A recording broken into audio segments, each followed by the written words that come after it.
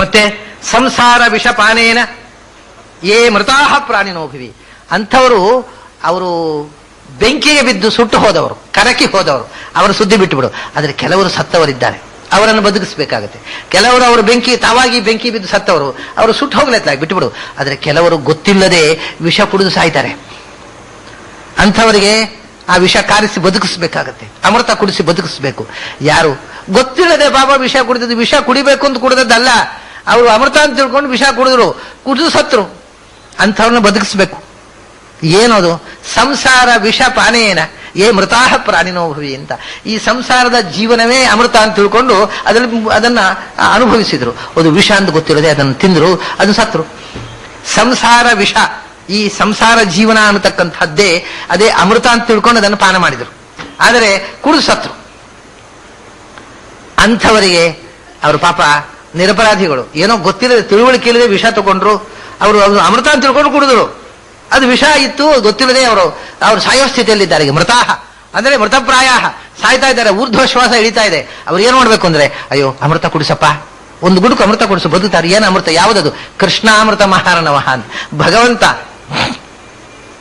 ಅಮೃತಾಯ ಸ್ಮೃತಃ ತೇಷಾಂ, ಅವರಿಗೆ ಅಮೃತ ಯಾವುದು ಅಂದ್ರೆ ತೇಷಾಂ ಕೃಷ್ಣಾಮೃತ ಮಹಾರಣವಃ ಸ್ಮೃತಃ, ಭಗವಂತನ ಸ್ಮರಣೆಯೇ ಅಮೃತ.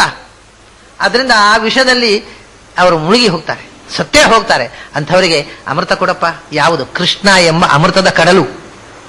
ಆ ಕೃಷ್ಣನೇ ಅಮೃತದ ಕಡಲು, ಅದರ ಒಂದು ಬಿಂದು, ಅದರ ಸ್ಮರಣೆ ಅಂದ್ರೆ ಒಂದು ಬಿಂದು ಪಾನ. ಆ ಅಮೃತ ಕಡಲಿನಿಂದ ಪಾನ ಮಾಡು ಅಂದರೆ ಅಮೃತ ಪಾನ ಆಯಿತು. ವಿಷಪಾನಕ್ಕೆ ಕಾಂಪೆನ್ಸೇಟ್ ಮಾಡಿದಾಗಾಯ್ತು ಅಮೃತ ಪಾನ. ಆ ವಿಷ ಅಮೃತವಾಗಿ ಬಿಡುತ್ತೆ.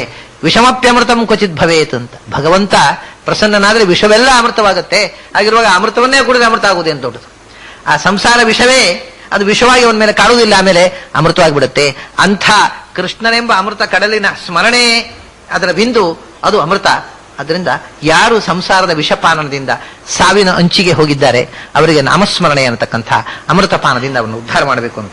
ಇದು ಕೂಡ ಕೃಷ್ಣಾಮೃತ ಮಹಾರಣವ ಅಂತ ಈ ಗ್ರಂಥದ ಹೆಸರನ್ನು ಹೇಳುವುದಲ್ಲ ಅವರು, ಇದು ಪ್ರಮಾಣ ಶ್ಲೋಕ.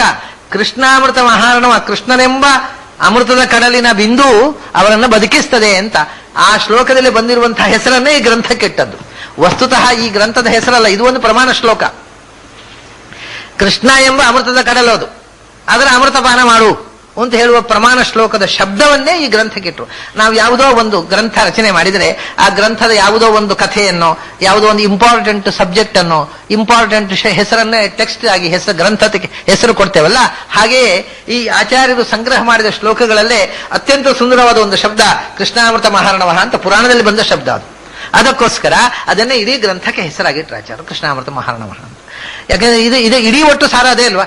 ಕೃಷ್ಣ ಕಷ್ಟದಲ್ಲಿ ವಿಷಪಾನ, ಸಂಸಾರ ಅನ್ನುವ ವಿಷಪಾನ ಮಾಡಿಕೊಂಡು ಇರತಕ್ಕಂಥವರಿಗೆ ಕೃಷ್ಣನೆಂಬ ಅಮೃತವನ್ನು ತಾನು ಕೊಡ್ತಾ ಇದ್ದೇನೆ ಅಂತಾರೆ ಆಚಾರ್ಯ.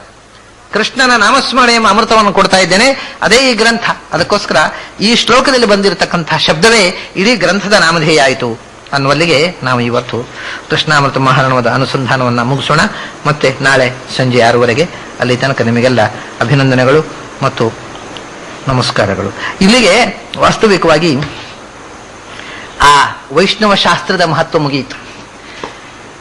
ಇನ್ನು ಮುಂದೆ ಹೇಳತಕ್ಕಂಥದ್ದು ಶಾಲಗ್ರಾಮ ಪ್ರತೀಕ ಉಪಾಸನೆ, ಪೂಜೆ ಮಾಡಬೇಕು ಅಂತ ಹೇಳಿದಾಗ ಪೂಜೆಗೆ ಪ್ರತೀಕ ಯಾವುದು? ಆ ಶಾಲಗ್ರಾಮ ಪೂಜೆ, ಶಾಲಗ್ರಾಮದ ಅಭಿಷೇಕ, ತೀರ್ಥ, ಅದರ ಆ ಪೂಜಾ ಕೆಲವು ವಿಶೇಷ ಮುಖಗಳ ಮಹತ್ವ ಅದನ್ನು ಮುಂದೆ ಹೇಳ್ತಾರೆ.